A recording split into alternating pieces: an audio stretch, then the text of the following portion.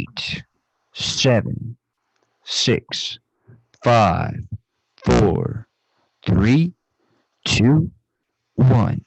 Ladies and gentlemen, welcome to another episode of the Project Egg Show. Today, we have the honor of speaking with Jeff Fenster, founder of Everbowl and Super Fuel Coffee. Now, Jeff, I am massively excited to be speaking with you today because you're a total rock star. And yeah, thank you so much for carving out the time to do this. Thank you so much for having me, man. I'm really excited to be on your podcast. Huge fan of you and your show and a lot of the guests you've already had, and really excited to be here. So thank you. Awesome. So let's jump right in. What is your story? Great question. No, you ask all your guests that, and it was interesting because I was trying to make sure I give you the concise answer. But my story is one that has been more of a bit of a yo-yo. Had a lot of interest as a kid, went to college, went to law school to be a sports agent, but then never actually did that career, even though I graduated, and kind of got thrown into my career path, which is serial entrepreneurship based on an ego. I had one job out of law school working at ADP, the payroll company, and had a lot of success there and was supposed to get a big bonus. And my boss said I had to wait until the end of the fiscal year, which was about 6 months. It was in July and this was January of that calendar year. And my ego said, no way, as the top sales rep, how could they not give me my bonus? So I threatened to quit. As a 24-year-old kid, I threatened to quit if they didn't give me my bonus, and they called me out. So because he called me out, I had to quit. And so the very next day I started a payroll company out of my mom's kitchen. And from there, my path towards serial entrepreneurship started. And since then I've started 14 different companies, some successful, some failures. And here we are today.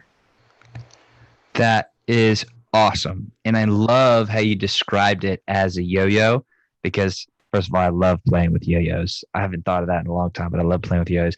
And that's cool, man. So let's talk about, in the beginning of your journey, why did you want to be involved in sports? Like, what was that about? So growing up, I always played sports. It was my biggest passion. I love sports. I love the competition. I love just the sheer competitiveness of it. There's a winner, there's a loser, there's rules, and it's me versus you or my team versus your team, the camaraderie, the preparation, just the whole thing. It's kind of a good analogy to business, which is, now that I'm an adult and I'm in business, it's kind of a similar thing, but it's just more finite. It's a much shorter duration and there's winners and losers. And the competitiveness in me loves that aspect. Unfortunately, I'm 5'9", 165 pounds, and I'm not a professional athlete. So I couldn't be a professional athlete. And so I wanted to stay connected. And I thought being a sports agent was my way to do that. And so that was kind of where I thought I wanted to go until I realized I can't do the same thing over and over again for 40 years or 30 years. And that was a scary moment when you realize, okay, how am I going to be successful in this world if I can't see myself doing the same thing? I have too many interests, like a yo-yo. I go up and down and I change all the time. And so that's kind of where I went from sports as a kid to sports agent to wannabe sports agent to where I am now. And how did law school come into play? Where did that fit in? So my mentor, one of my biggest mentors, is a guy named David Meltzer. He was a very top executive at Lee Steinberg Sports Agency. He's been my mentor since I was a kid, and I'd worked with him as an intern in a lot of his companies. And he was a sports agent, and he basically told me the best path towards your choice is either a law degree or something in the sports management side. And a law degree really kind of was a platform that you can do a lot of things from, whether you end up being a politician. A lot of CEOs have law degrees. You could be a lawyer, which, I gave some thought to, but I didn't see myself doing it. And so a law degree or an MBA it was going to be one or the other. I always knew, and it was always stressed to me early, that get your education, have that as a fallback for whatever you want to do. And it really sets you apart to give your future self the opportunities you're looking for. And I tried business degree while I was an undergrad, and I couldn't get through accounting. So I had to get out of business as my major and switched majors. And so law was kind of the next path. It was like, okay, you know what, I can go get a law degree, and that will be what I'll use. And since a lot of sports agents have a law degree, it made a lot of sense. And so I jumped into it early. Has that stuff helped you in your journey? Absolutely. Not in the ways I thought it would. I thought, okay, yeah, I'll have a law degree, so I'll be my own, I'll do my own contracts. I'll have all this legal education and knowledge, and I'll be unstoppable. Not entirely true. Really, what law school taught me was an analytical approach to problem solving, and understanding that there's not always a right or wrong answer, which is what you learn in law school. It's really how you attack the problem and kind of craft your argument or your perspective. And both sides could be wrong or both sides could be right. It doesn't matter, but it's your approach. And it's looking at it more abstractly and saying, how can you use past precedent to apply to future problems? How do you take what's out there and confine your situation or the problem in front of you? How do you tailor it based on a lot of unknowns? And so I think law school was great from that aspect. And then also from the competitiveness side of it. Being that the law schools I went to, and I went to two, I started at St. Thomas Law School in Miami and then transferred to Thomas Jefferson after my first year. It's all done on a curve. So if it's a multiple choice exam and there's 100 of us in the class and 99 of us get 95 or better, 94 is going to be an F, right? So it's curve based, so which meant it's very competitive. And that was very interesting for me because that has carried over into my professional career in business, which is it's all competitive, right? Even though we can work together, other companies and me are competing on a daily basis, and good enough doesn't end until the results are there. So you can't stop and say, okay, I've tried my best now. I think I know the information solid. I have to always be worried about who's coming up from left field, right field, everyone else. So it was really good to get me prepared for the career I chose, which was serial entrepreneurship.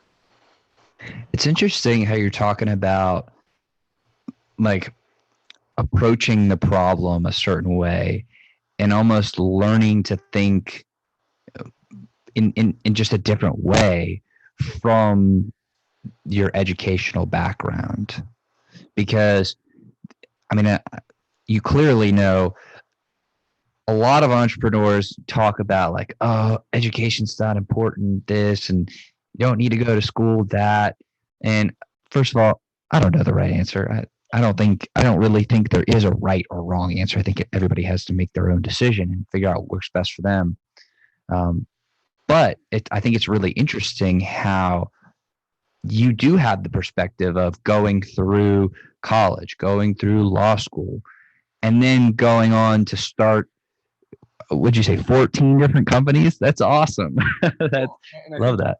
You hit on something important there, which is if I had one thing I was going to be, right? Some people might be, I'm a musician. I'm a painter. I'm going to start my own painting company. I'm a chef. All I care about is food. I want to start my restaurant. And that's what I want to do for the rest of my life. Education is not necessary when you don't have a clue what you really want to do for the rest of your life. And I need to build my toolbox, if you will, for the unknown. The education component gives me a floor. It raises my floor, which says I can always fall back on this. I can be exposed to this. And law school specifically taught me how to think more than it taught me how to be a lawyer or anything else. And that's really what I got out of law school, was a different way to think. And that has basically sharpened my tool. Being a serial entrepreneur instead of an entrepreneur, and I think that they're different, very different, means that I'm more like a Swiss Army knife. And so I need to be able to figure out how to solve different problems that I don't know what are coming from all different fields as I change fields all the time, versus having one field that, hey, you know what, you don't need to necessarily have an education. If you know exactly what you want to get into and that's what you want to do the rest of your life, you then focus on that one field and you don't need a formal education. I love that. And I also think just in the time that we live, I think we're very lucky. I think we're very, very lucky because we have the ability to say, okay, I'm like 6'2", 190. I'm not playing in the NBA. Would I love to play in the NBA? Yes. Would it be awesome to be, at that caliber of sport and competition? Yes. Am I ever going to do that? Probably not. Because I have physical limitations, but the world of business, the world of entrepreneurship, like you can compete and you can operate at the highest level possible. And I feel like the only thing that determines the level you go to is yourself. Of course, there's luck. And I don't think that circumstances necessarily will determine how far you go, like pre-existing circumstances. But I do think that luck has a lot to do with it. I do, and I'm interested to learn about your take on that.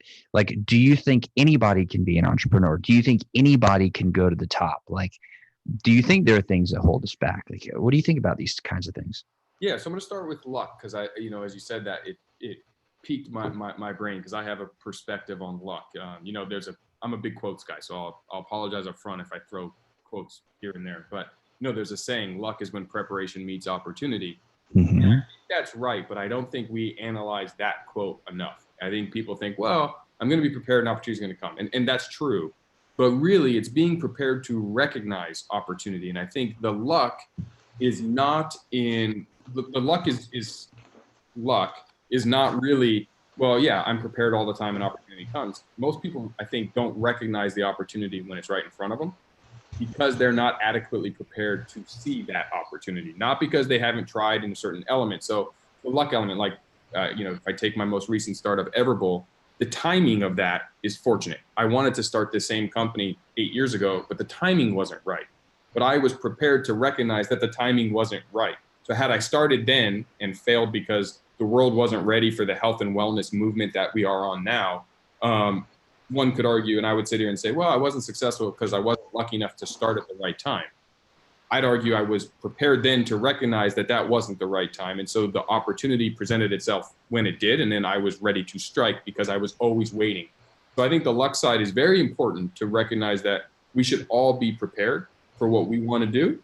And then be ready to seize the opportunity when it comes. Kind of like, again, an analogy would be, a hunter, a shark. They travel the ocean, and when there's an animal there to eat, they eat. If there's no animal, they keep moving. It's not lucky or unlucky that the seal happened to be there. They're always ready. They're always prepared. And so they're seizing on opportunities. And for my personal career path of serial entrepreneur versus standard entrepreneur, I have to always be prepared. That's one of the tools that I have to, and one of the craft skills that I have to hone every day. I don't think anything holds anyone back. I do think everybody can be an entrepreneur. I just think it's important that we define that word better. It's kind of an overused word right now. And it's kind of like saying I'm a doctor. Well, what kind of doctor? Are you a podiatrist? Are you a anesthesiologist? If I go to a family practice doctor and ask them to perform heart surgery on me, they're not going to be able to do it, but they're a doctor. So I think understanding what kind of entrepreneur you are, whether it's I'm a CFO and I'm not going to ever be a founding entrepreneur, but I can go enter a startup company and work with an entrepreneur and be an entrepreneur CFO solving entrepreneurial problems on a daily basis. That's an entrepreneur. They just might not realize that they get to live as an entrepreneur. They are an entrepreneur. They should recognize that they have that skill and then apply their craft into that right ecosystem. They don't have to go work for a big company that's been around forever or started by someone 50 years ago, that they can actually venture off and surround themselves with people who fill their gaps and recognize their weakness and solve it. And, one of my business principles is being the dumbest guy in the room, which means I try to be educated. I try to be smart. I try to be prepared, and I'm going to push the floor as far as I can. But I want to surround myself with excellent rock stars at every other element of the company. You do that, you have a dream team. And we're a team of entrepreneurs. Even though I may be the founder, they're entrepreneurs in their own right. And they're solving and creating new things for the company that we didn't have yesterday, which by default makes them an entrepreneur. I love that. I love the concept of really clearly defining entrepreneurship and what it means to be an entrepreneur and what that actually means for you. And I also love what you're talking about, surrounding yourself with people who are smarter than you. I was just reading, and I love this book. So this is like probably the third or fourth time I've read it, but How to Win Friends and Influence People.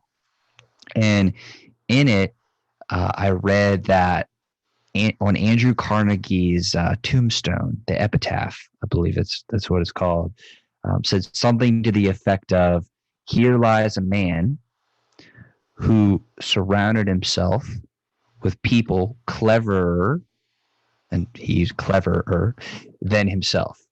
And I think that is like definitely the same vein of what you're talking about. And if somebody like Carnegie, who sold his business for like $300 million way back in the early 1900s. By the way, I looked up what the conversion rate would be. That would be like $372 billion in today's currency. Like, that's nuts. That's awesome. That's amazing. And if he's saying that and that's the key to his success, that's what he put on his tombstone, like, there might be some merit to that. And it's one of the mistakes I made early on, and I see a lot of entrepreneurs, especially young not in age, young in development of when they become an entrepreneur. It's a mistake too many people make, and it's their ego. And they have this wrong perspective that if they are not the individual, man or woman, who came up with the idea or gets all the credit and does every element, then they're a fraud or they're fake or they're not going to get the recognition that they want to get. It's wrong. The right approach is to understand that we all have strengths, and like a moving vehicle, you can be the engine, but without 4 tires, it doesn't matter. Without a steering wheel, you can't move the car. And you're not going to inspire people by making it all about you. You've got to understand and give the people the freedom to be experts. So like we have 435 employees at Everbowl right now. And I can tell you honestly, 434 of them are amazing rock stars. And I'm just the guy here to help push it forward. You know, I might be the guy who started the company, but I got to give them the freedom to be experts. And they're here for a reason. They are experts. They're amazing. They are why we are successful. And they get to inject their DNA into the company, which gives them the freedom to feel like an entrepreneur and say, oh my gosh, my ideas are being introduced. This is here because of me. They get to see their handiwork, their craft.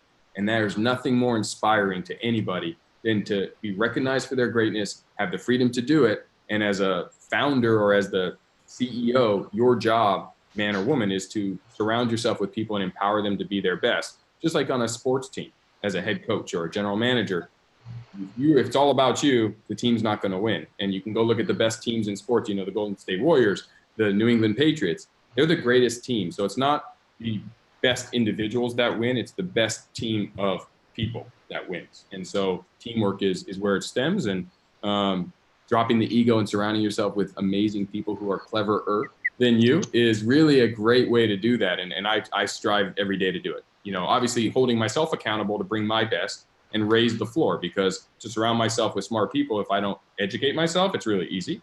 But if I make myself really intelligent, it's harder to find those people. But when you do, you have a dream team.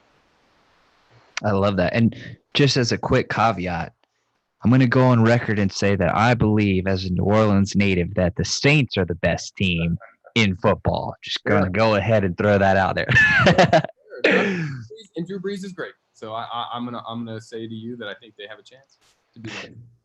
Absolutely, but I totally agree with what you're saying, and I love the fact that you brought up at the end.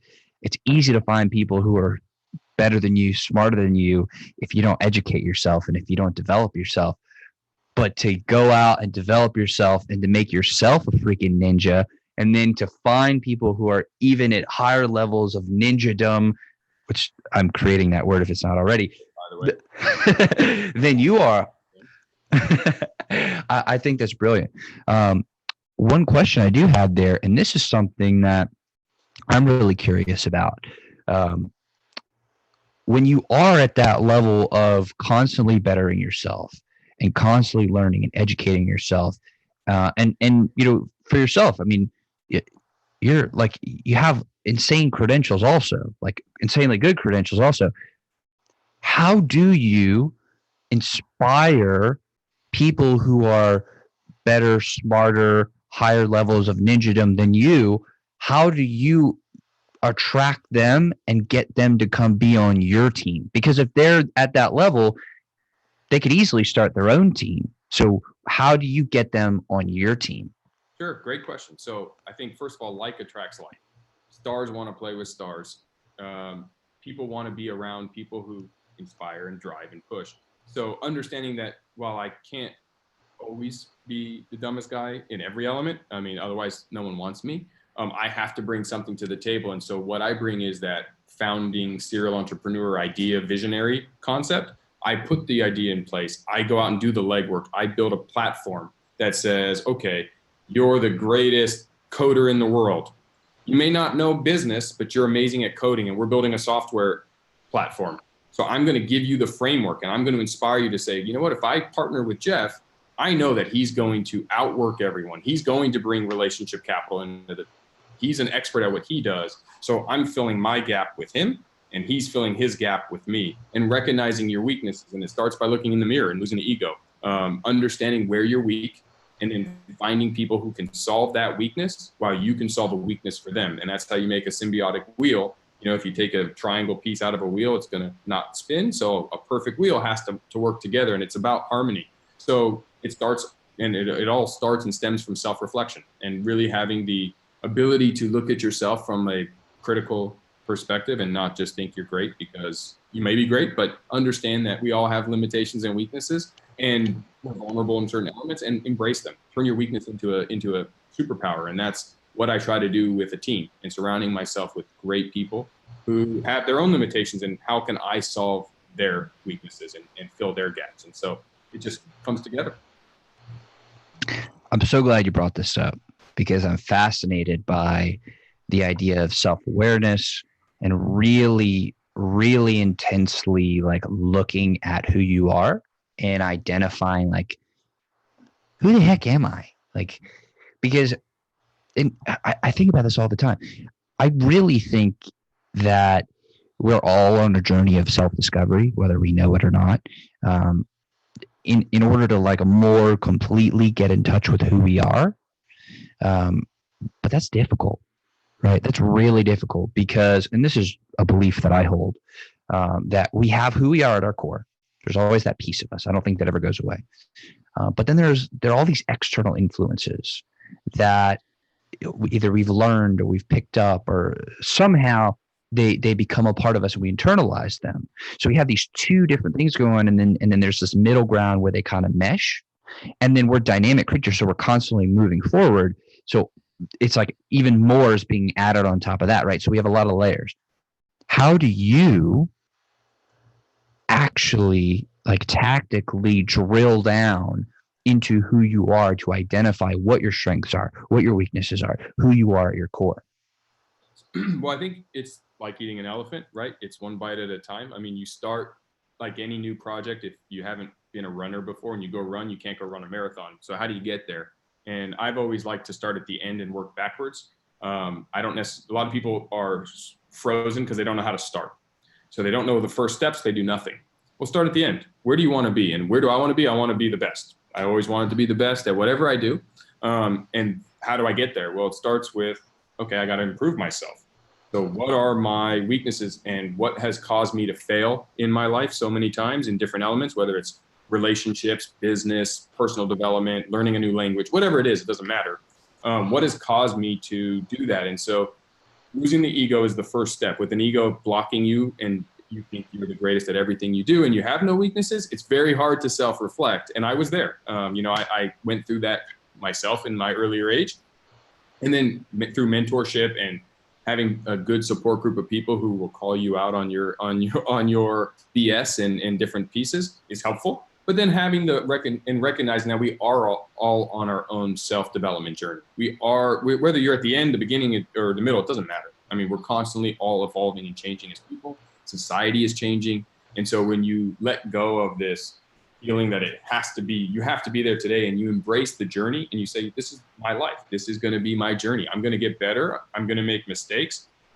I still make tons of mistakes. I'm a hypocrite sometimes when I say things and then I catch myself doing the same thing. I catch myself with my ego coming up to the surface, and I'm like, whoa, I'm just further along now to where I can recognize it and push it down tactically. At the beginning, it was hard. It required people calling me out. It required life lessons. It required falling on my face. But when you fall on your face enough times, hopefully you learn to stop doing that. Like a little baby who's learned, I have children, when they learn to walk, they fall. And then eventually they don't. And that we can learn everything we need to know about life from kids, because society hasn't ingrained in them all of the bad things that have changed adults. they're going through their own development. They're going from literally needing everything done for them to where they can now feed themselves, change themselves, bathe themselves, walk, crawl, grab food, do all these things. So if you can analyze it and you say, how can I apply that same lesson to myself now as an adult? It'll work. And it's tactically saying, today I'm going to get 1% better. So we have 5 core values at Everbowl. One of them is Kaizen, which is a very meaningful thing. And you mentioned ninja-dom, and it comes from Japan. And it's the idea of getting 1% better every day. And if you just focus on 1% better, not 100%, you don't have to be running a marathon tomorrow. So if you're going from the couch to wanting to run a marathon, jog to the mailbox. Do that today. Tomorrow, jog to your next door neighbor's mailbox. If you do that every day, it won't be long until you're running a marathon. And so doing it systematically and slowly and not holding yourself to an unfair standard, not judging yourself or feeling down because you're not there yet, recognizing that it's a constant daily grind of self-reflection, and that's how you'll improve. What are those other core values? So the first 2 are the most important to me. Make friends and have fun. Those are the 2 foundational principles of our business and all my businesses. And I believe that is the crux of what makes us Everbowl, but us, all of the companies that I started and am part of. That's what makes us unique, is that we're all about making friends and having fun, embracing people and having we're alive. We're above ground. We're having whatever you're doing, it's positive, it's life. So have some fun. The third one is be remarkable at everything you do. There's no reason to show up and not be remarkable. If you don't want to be remarkable, do something else. Find what inspires you and go get it. The next one is act with integrity, because life's too short to be fake. Why? There's no point. Find those around you and act with integrity. And the last one is Kaizen. Get 1% better every day. And before you know it, the company or whatever your goals are, we're going to get there. And so those are our 5 at Everbowl. But to what we were talking about, Kaizen is very important, because that's how you can see radical change in whatever you want. And it'll keep you moving forward. If you start looking at 1% better, it exponentially happens. And before you know it, you look back and you go, holy moly, look how far we, team, family, relationship have come. And I strive it as a parent. I strive it as a husband. I strive to get 1% better in business, personal development, at the gym, you name it. It's very small and it's easy, right? You can find 1%. 1% is doable for everybody. And it's something that should be embraced by everybody. I 100% agree with you. And I was actually thinking about that. And I didn't phrase it exactly like you. I thought, incremental improvements, just like get a little bit better every single day. And I kind of had an idea there that I would love to get your opinion on. I'd love to share this with you. It occurred to me that what stops most people when they're trying to better themselves is probably, I'm sure there are a lot of factors, but the one I'm thinking about probably is they may start at 1%. And the person that they're aspiring to be, and I think we all aspire to be somebody, whether we think about it consciously or not, but the person that we're like comparing ourselves to or aspiring to be, they're at like 90%, right? So even if we start at 1% and then in 3 weeks we're at 4%, right? That's an incremental improvement. That's good. This is progress. But we're still looking at the 90%. So regardless of whether we're at the 1% or the 4%, we're comparing ourselves to the 90%, whatever that top level is. And what I think the important distinction here is that it's really hard for us to measure where we are. And it's really hard for us to take that snapshot of like, okay, where am I actually? And then in 3 weeks from now, okay, now where am I? What's the difference between those things? So I totally agree with you that it's like, okay, got to get 1% better every day. How do you actually measure that? Like, how do you know if you're making that 1% improvement? I think it depends. It's a great question, right? It's a philosophical one more so than a tactical one, which is how do we look at our journey without getting lost in the forest for the trees, right? And it's recognizing that what can I do and having a plan. If you don't, the saying, a bad plan is better than no plan, right? If you're just floating aimlessly, you're not going anywhere. Strive for something. Aim small, miss small, right? It's all those fun little sayings that are all around that, which is if you aren't operating on a plan. So if you're striving to be whoever we're striving to be, let's use a basketball analogy, but if you look at LeBron James as the best player in the world and you're a kid and you're like, I want to be LeBron James. Well, set a goal for yourself, a meaningful, obtainable goal. And remember, while LeBron James might be light years further in his journey than a 10-year-old kid shooting hoops in his backyard, and that kid says, I want to be the next LeBron James. Well, yeah, if tomorrow he tries to compare himself, it's going to be very discouraging. But if he says, okay, tomorrow I'm going to make 10 free throws in a row. I'm going to not stop until I make 10 free throws in a row. The next day, make 11 in a row. What you'll also realize is just embrace the fact that by the time you get to where LeBron is, he's going to be on the downside of his journey, and you're no longer going to strive to be him. The kid's going to strive to be you, or someone is striving to be you. And so holding yourself accountable with micro goals, you got to have a goal. You got to have a plan. So that is how you can keep yourself to that goal, that recognition or recognizing that you are getting that 1% better. And I think that will help drive you. And of course, we all go through those dark days. Some days you don't feel like you got 1% better. Some weeks you don't feel like you got better. You feel like you got worse because you got punched in the face for whatever reason. But that is a mistake too, because failure is 1% better. Learning that that's the wrong way to go. It's never a straight line. Nothing is a straight line. There's no elevator to success. It's the stairs, And if you think about a stair, it's step up, flat, step up, flat, step up, flat. So when you have these growth to get up there, just know that learning, hey, I shouldn't go that way. That's 1% better because now you know not to go that way. It doesn't all have to be 1% positive. It's just 1% better. And so finding micro goals is an easy way that I've done it. And I catch myself in that negative, down on yourself, feeling the pressure, like, oh my gosh, I'm not where I want to be. Well, good. That's hunger. I mean, if you are where, if you're complacent and you feel like you are where you're going, you're not getting better. There's no constant. There's always, especially in business, which is a great metaphor for what we're talking about.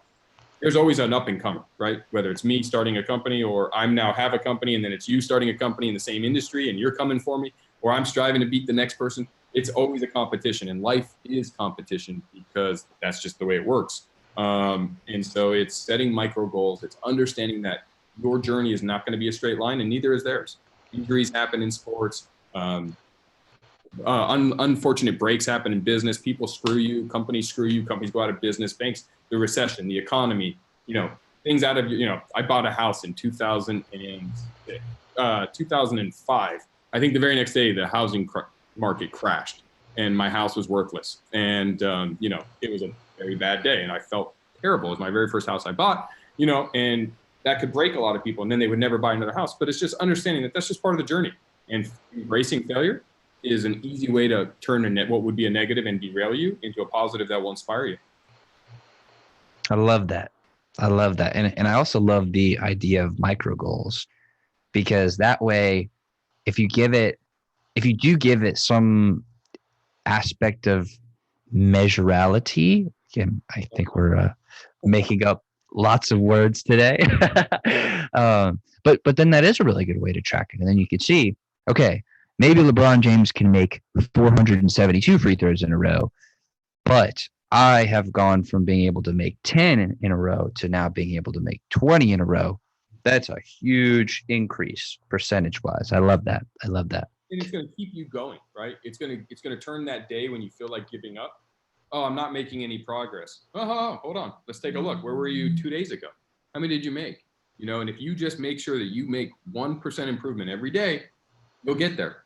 And improvement doesn't always mean, like the free throw example is a bad one for me to articulate this, but it doesn't always mean you made another free throw the next day. It very well might mean that you found out the shoes you were wearing don't work because there's now a hole in them. So you get better gear and now you're better equipped, or that you pulled a muscle and you realize, oh my God, I didn't stretch. So now I'm going to stretch before I do that so I don't get this injury next time. And you start to learn how to be your best self on a daily basis, and you will continue to improve. And I guarantee anyone who's listening to this and is dealing with this and is unsure that what we're saying is accurate, if you look at anyone who you deem in your life, whatever field you're in, to be successful, they have dealt with the same trials and tribulations, but it's a relentless commitment in pursuit of your dreams on a daily basis, getting 1% better. That will get you there, whatever there is for you. You started 14 companies. Let's talk about them. I want to know, like, what happened to those companies, what's actually going on with them, and particularly I want to know about how you maintained the competitive spirit, the motivation, the spirit to continue going on from venture to venture. Sure. So recognizing, like I mentioned, that I couldn't see myself doing one thing over and over and over and over again for an extended period of time, and I wish I did. There was times I wish I did, and I was like, gosh, I have essentially entrepreneurial ADD, which I've now named it. But at the time, you don't know what it's called, right? You just have this like, why can everyone else find one thing that they're so passionate about, but I'm passionate about so many things? How can I turn that into something successful for myself? So I started a company, and it was a payroll and HR company after I mentioned that I quit my 6-month career. And it was going great, and then we sold it. And it was 3 years in, and we sold it, and I realized, oh, cool, now what? And so what's my next passion, right? And so I had another passion, and it was a digital marketing. Well, my goal, it wasn't my passion, that's a lie. My goal was to work from a computer. I wanted to be able to be home with my youngest daughter, who was just about to be born, and I wanted to be there for some of the events that I missed with my oldest child. And so I said, how can I work from a computer? So that was my goal. My passion was to have the freedom of schedule to be around my kid. And so the digital marketing agency was the one to do it. And again, I realize now that I do things for 3 to 5 years. I start companies 3 to 5 years later. I either look to sell them or put someone in place who can then run them so I can go pursue something else. Being that I love serial entrepreneurship, I love startups. That's my passion. I finally came to the conclusion that the what was less irrelevant to the why. And so my why is I love startups. That's what I get to do every day for the rest of my life that I couldn't figure out when I was younger. So then I had to build a career around it. The competitiveness that you asked about and what keeps me competitive, I don't have a good answer for you. I think that's just innate in me. I've always been a competitive person since I was a kid. I have my mom and my dad are very type A personalities. They drilled that into me early on, which is hard work beats talent when talent doesn't work hard. So work hard, and you can beat a lot of people who are better than you in sport, in school, in education, in business. It doesn't matter. Just show up and bring your best every day and great things can happen. So knowing those skills, I just applied them to business, and understand that failure is 1% better too. It's not just positive 1%. It's 1% better learning that fail fast. So I start companies. Not all of them have been successful. Some of them have been colossal failures. And I've learned from them. I promise you, you learn more from a failure than you do from a win, because you don't analyze your wins like you do your failures. So if you go make the 100 free throws in a row, in your head, you're like, okay, I can shoot free throws. And then you're moving on to something else. If you miss 100 free throws in a row, you're going to work on your technique. You're going to really hone your craft. So embracing failure, losing the ego, coming with the principles that say, I'm going to give my best every day, no matter what. I'm going to outwork every single person. No one is going to beat me due to hard work and effort. You're going to beat me because you're more skilled than me. Fine, I can live with that. I can't play in the NBA either. You're going to beat me because you have more skill than me. You're bigger than me. You're faster than me. Great. I'll lose to you. I'll find my way to be competitive, but I'm going to hold you accountable. I'm going to force you to beat me. I'm not going to beat myself. And so that approach to life is what I try to bring. And I think everyone else should, which is don't beat yourself. Lose to someone who's better than you. Fine. That happens, right? I'm better than you in certain things. You're better than me in certain things. Who cares? Right? That's just part of life. But too many times we limit ourselves. And as a competitor, I can recognize that if we're playing a sport, I can recognize that pretty easily. And I think so can the top competitors as well, which is when someone's not giving their best, it's very easy to beat them, even if they're way more skilled than you. And so that's an easy way for someone who looks at, people who are where they want to be and go, I don't have that skill. That's okay. Show up in whatever you're doing. Be the best at what you're doing. Try your best. And if you do that, you will find disruptive change in a positive way in your life. So you started the payment company or the payroll company, yeah. And after 3 years, you sold it. And then what other types of companies did you actually start? You talked about the marketing agency, so you could be home. What other companies did you start along the way? I had a recruiting company loving startups. Obviously, as a payroll and HR company, we worked with a lot of different companies. We were a service provider to businesses, and what a lot of them needed was employees. So we started a recruiting company where we basically sourced talent and was able to provide it. And then having done that, we raised capital. And so a lot of my friends and people that I was associated with were interested in raising capital. So I started a company called J Capital where I could connect startups to money. And then I fell in love and kind of, again, I was evolving in my career and better learning who I was. I realized, hey, you know what? I love startups. So I had this idea for a company called We Create. This is before WeWorks and they stole my name. But We Create was the idea that we create companies. And so how could I empower people who are paralyzed in their life right now to want to start their company because they don't have all the pieces, they don't have all the tools, and recognizing that I'm not a specialty tool, I'm more like a Swiss Army knife. I'm good at lots of things. I might not be the best at any one thing, but it means that everyone can use a Swiss Army knife. So how could I embrace and embed myself with other people who want to have these great ideas and help them achieve their goals, or we achieve goals together? So we create companies together. And then my real passion in life is health and wellness. That's besides my family and industry, in that I love health and wellness. I'm afraid of disease. I think it's easier to prevent illness than cure illness. And I look at the excuses we're making and why in society we're killing ourselves with lifestyle habits. So as you see on the back of my hat here, it says unevolve. It's also on the front of every employee's t-shirt. It's a word I created and defined, which is to move and eat the way we were meant to unevolve. We're over-evolved in society. Technology has become so integrated into every aspect of life, and it's so powerful in business. It's powerful in so many elements, but it's bad for health. We don't move our bodies anymore, and we don't eat stuff that's been around forever. We eat laboratory-created food. So unevolve is to move and eat the way we were meant to. And how can I push that lifestyle forward? How can I make that more readily available to everybody? So being a team sports guy, it's on the front of every employee's t-shirt in our store. Everbowl's on the back because we're a player on Team Unevolve. We align ourselves with even competitors who are about unevolve and are about being your best self, moving your body, living actively, and eating stuff that's been around forever. Everbowl, and that's how the name Everbowl came to be. So inside of Everbowl, I looked at, okay, I'm going to get into the restaurant space. I don't know anything about restaurants. I'm not a chef. I never wanted to own restaurants. I wanted to get in the entertainment business. So with the preface of making friends and having fun, how can we humanize and disrupt the restaurant industry? So when I start a company, I like to come in with fresh eyes and disruption, meaning I don't want any experience or need any experience to start a company in that field because I'm not bound by whatever that industry's been doing. I can come in with fresh eyes, take my own business acumen, my own life perspective, my own approach, and see what happens and then disrupt it. And if it fails, I'm going to fail fast and do something else. And if it's successful, it'll hopefully be meaningfully successful. And so with Everbowl, that's what we did. Came in with the idea of how can I solve the reasons why people aren't eating healthy, and narrowed it down to 4 main excuses. And I used my legal background and analytical thinking to justify these 4 excuses. And basically there's 4 main reasons why people don't make healthy eating choices. And if you go out today for lunch and you eat something unhealthy for you, it's because of one of these 4. And they are: A, it costs too much to eat healthy; B, it doesn't taste good; C, it doesn't fill you up; or D, you can't get it. It's not accessible. You have an hour for lunch, you're going to a shopping center, there's fast food, that's what you're eating. So if I can solve those 4 reasons, those 4 excuses, you're going to eat healthy every time. And that's what Everbowl is meant to do. It's meant to make superfoods and healthy eating affordable, delicious, filling, and accessible.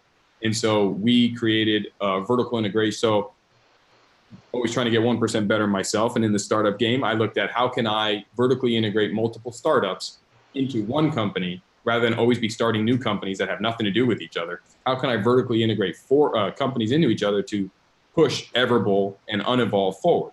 So I started a construction arm called We Build. Actually, it's called We Build Stuff, LLC. And basically, we build Everbowls. Because one of the reasons why restaurants are very risky and are very hard to start is they cost too much money. So how can I reduce the cost of entry for us? And how can I open enough stores and make them accessible so I can open them everywhere? And I don't have Carnegie's $347 billion. So I need to be able to open them for much more cost effectively. So created our own fabrication and installation and manufacturing arm called We Build. So we build Everbowls, which allows me to reduce my barrier to entry into building them, and we can build them for a lot less and much faster. Additionally, importing superfoods is expensive. How can I make the cost cheaper for the consumer? Well, in order to do that, I need to go direct to the source. I have to cut out some of the middlemen. I have to reduce the barrier of entry on the cost side. and then pass the savings to the consumer. So we started Real Happy Foods, which is our import company where we import our superfoods from around the world. We work directly. I went down to Brazil, worked directly with the factories, and we bring in our own acai. We work with our factories in Nicaragua and Vietnam to bring in our pitaya. And now with that savings of and economies of scale, I can pass the savings back to the consumer and drive our costs down below our competitor. And now I get to also do another startup, which is fun for me. And it drives what my passion is back to what our bigger mission is, Everbowl, right?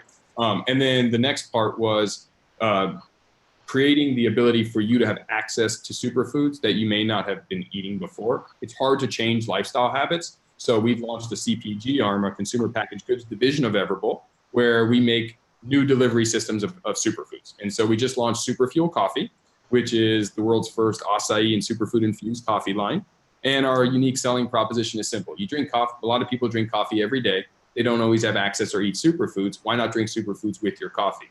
So now the beauty there is we get to build another company, which I love to do, make it promote Everbowl. So it's got Everbowl on the name. It's Everbowl Craft Superfood Super Fuel Coffee. I get to utilize it from a digital marketing side using my background there and geo-target locations and build the brand.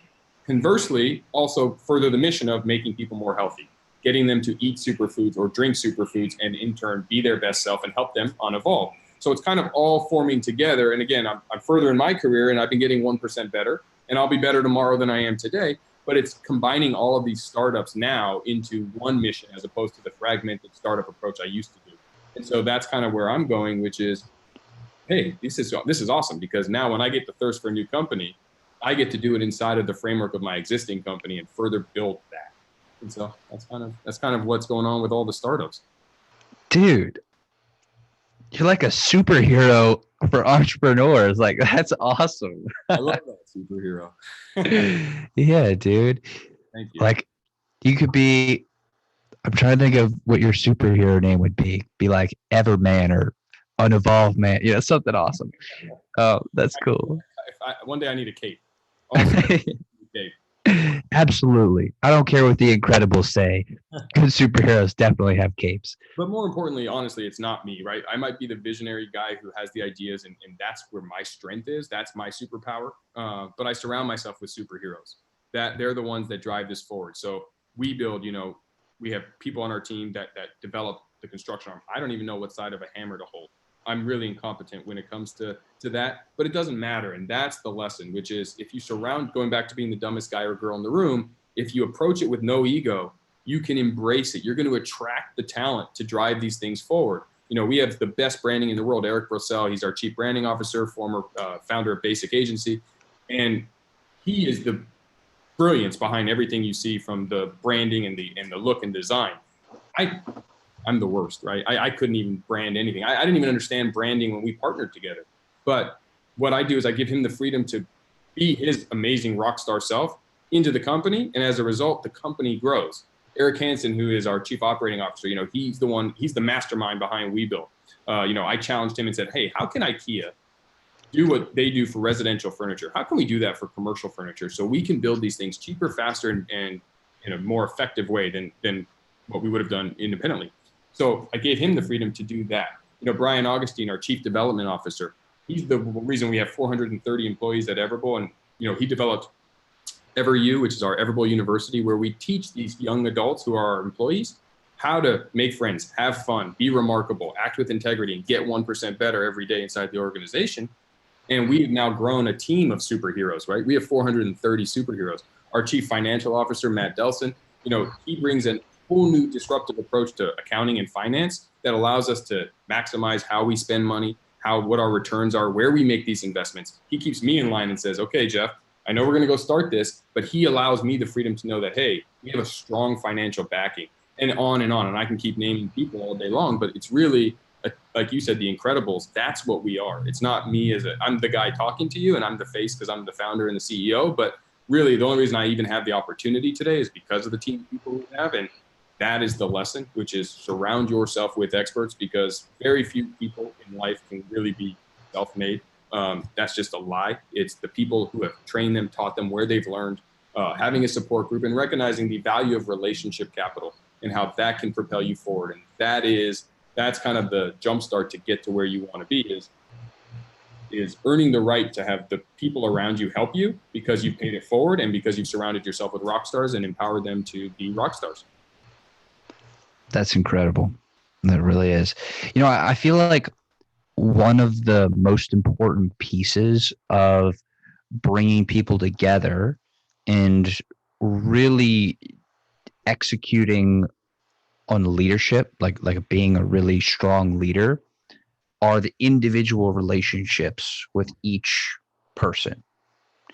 And I think one of the foundations of that relationship is connection, right? And I love that word, connection. So I'm interested in learning what your philosophy is on developing deep, meaningful, and genuine connection with another human being.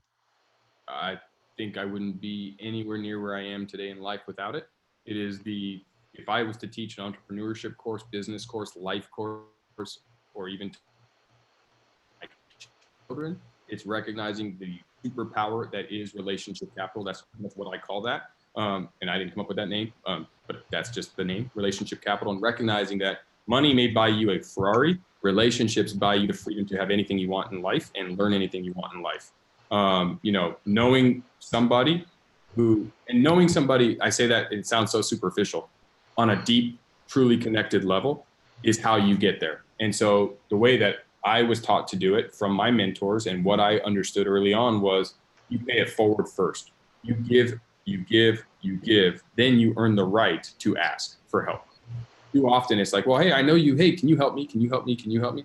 No one really, that's not genuine. That's not a deep level. But if you pay it forward, if you learn how to help somebody first without any prior preconceived notion, intention, desire, want, just on the sheer will of, I want to connect with you.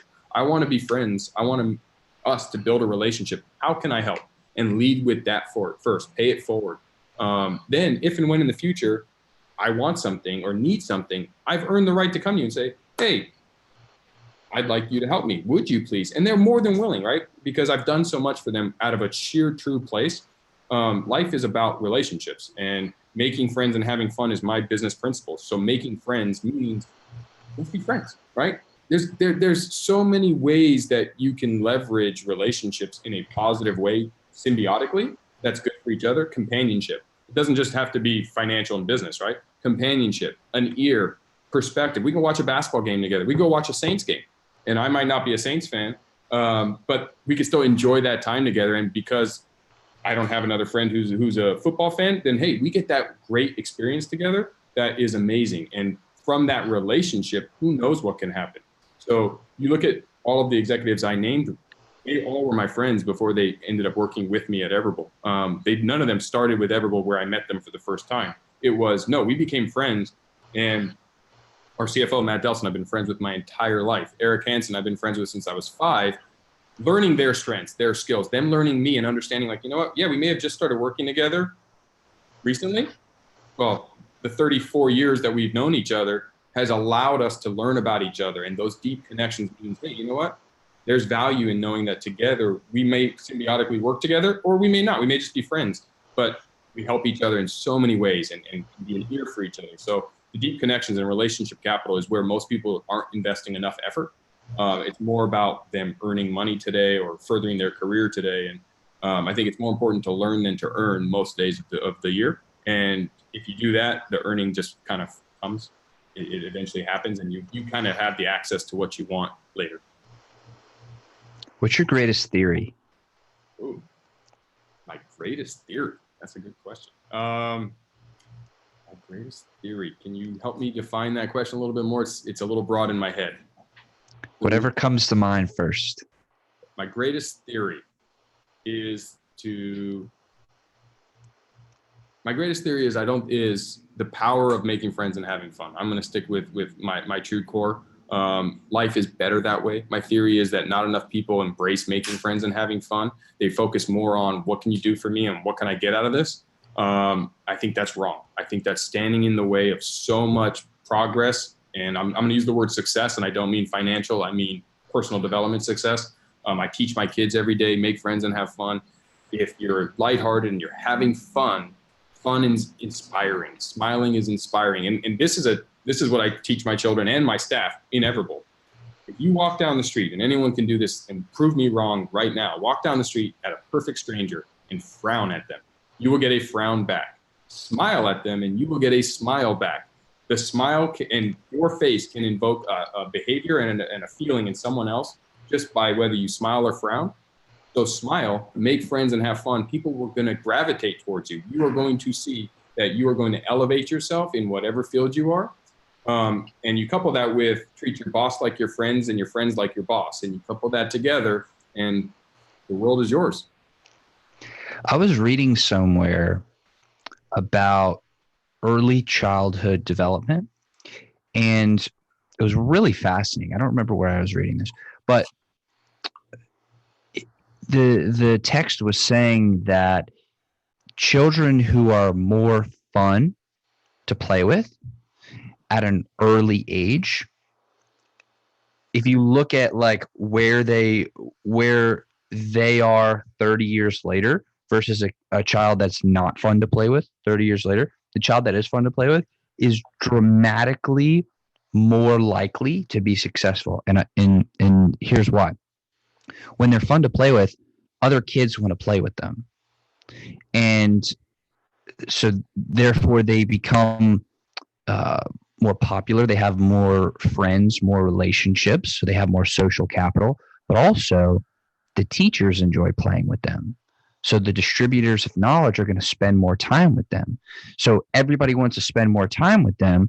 Therefore, they learn more things because they have more people wanting to spend more time with them. And then when they have more of the kids wanting to spend time with them, they learn confidence. They learn to be confident. They learn to value their time because they can't play with all the kids. They have to really value their time. And so many other, and it's just a very like a positive cycle or a virtuous cycle where it just feeds on itself.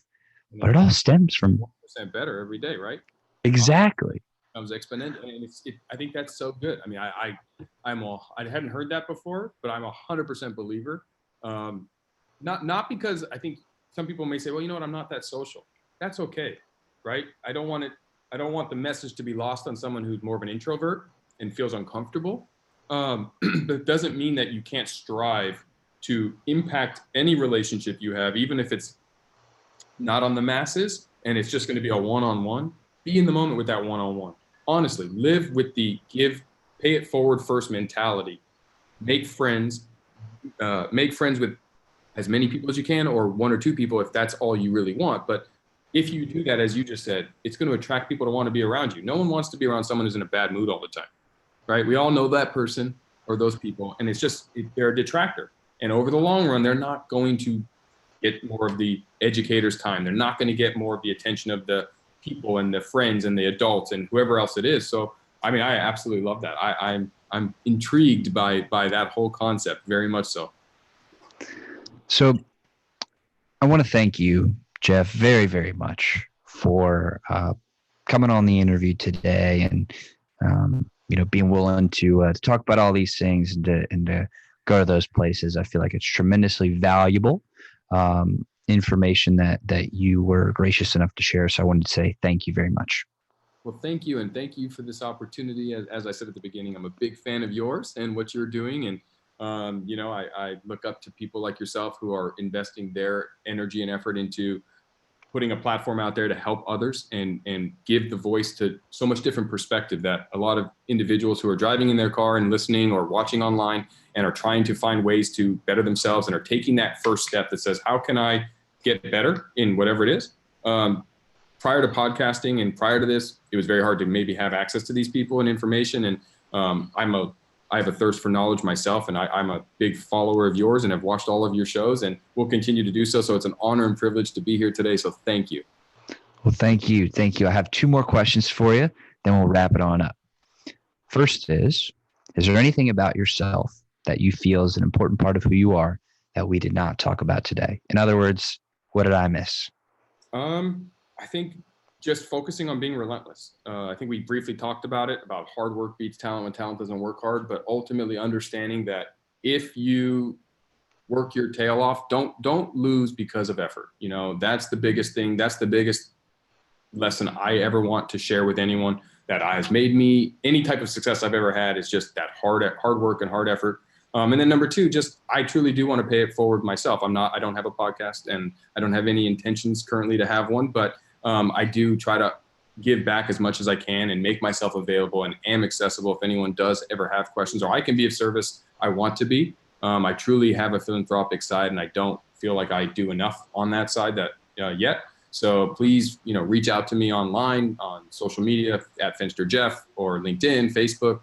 Please follow the journey of Everbowl, because we are promoting something positive. Even if you go to our competitor, I support you. I want you to go to the competitor. I want you to unevolve. I want you to focus on being your best self, eat healthy, move actively, be your best self, prevent illness, and help change the world together, because I think everyone has a place in this world, and we owe it to each other to continue to build each other up and raise the floor.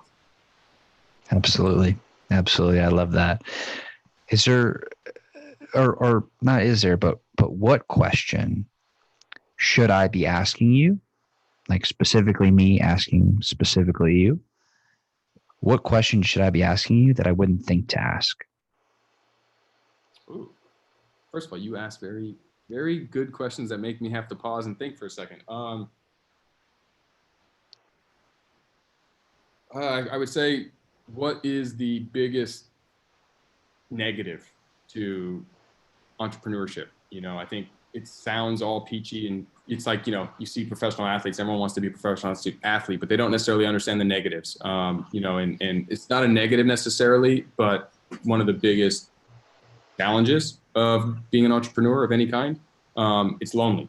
And I don't get asked that question enough, and I don't get to express that to people who look at, they look at it and it's like, yeah, of course I'm smiling and having fun and I'm doing this. But there's challenges every day in my life too. And the biggest one is it's lonely because you're by yourself.